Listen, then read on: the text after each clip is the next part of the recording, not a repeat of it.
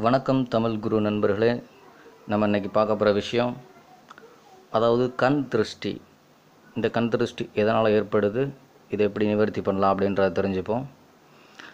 அதாவது கண் திருஷ்டி ஒருத்தருடைய எண்ண அலைகள்னால் ஏற்படக்கூடியது தான் அந்த கண் திருஷ்டி அப்படின்னு சொல்லக்கூடியது. ஒருத்தருடைய வளர்ச்சியை பார்த்தும் அடுத்தவங்க இந்த பொறாமை அப்படின்னு சொல்லுவாங்க இல்லையா, அந்த பொறாமைப்படுறதுனால அவங்கள்ட்ட இருந்து வரக்கூடிய ஒரு நெகட்டிவான ஒரு எனர்ஜி நம்மளுடைய அளவுக்கு அதிகமாக இருக்க பாசிட்டிவ் நெகட்டிவ் இருந்தால் நம்மளை பாதிக்காது. பாசிட்டிவ் நெகட்டிவ் நம்மளை குறையும் பொழுது அந்த நெகட்டிவான வேவ்ஸ் நம்மளை பாதிக்கும். அதனால் நமக்கு ஒரு சோம்பல், அதன் மூலமாக நம்மளுடைய வளர்ச்சி தடைப்படக்கூடிய காரணங்கள் உண்டு. இது சரி பண்ணுறதுக்காண்டி நம்ம என்ன பண்ணுறோம் அப்படின்னு கேட்டிங்கன்னா, வெண்கடுகு இருக்கு இல்லையா, வெண்கடுகு அதை பவுடர் ஆகிக்கணும். அடுத்து வெள்ளை குங்குளியம், குங்குளியத்தில் 2 இருக்குது, வெள்ளை கருப்பு. இதில் வெள்ளை யூஸ் பண்ணுங்கள். இந்த வெள்ளை குங்குளியத்தையும் நீங்கள் பவுடர் ஆகிக்குங்க.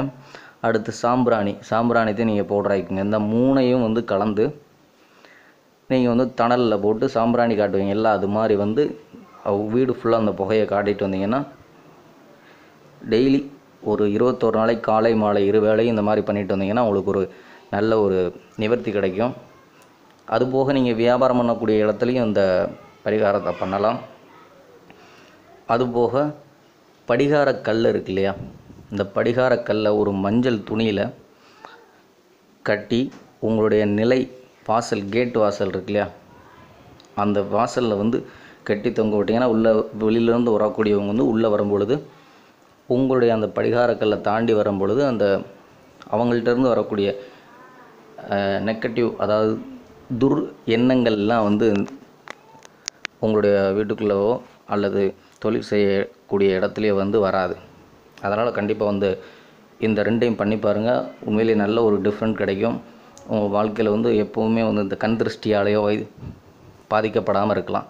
ஓகே நண்பர்களே, நம்மளுடைய சேனலை சப்ஸ்கிரைப் பண்ணுங்கள், லைக் பண்ணுங்கள், ஷேர் பண்ணுங்கள். Okay, thank you.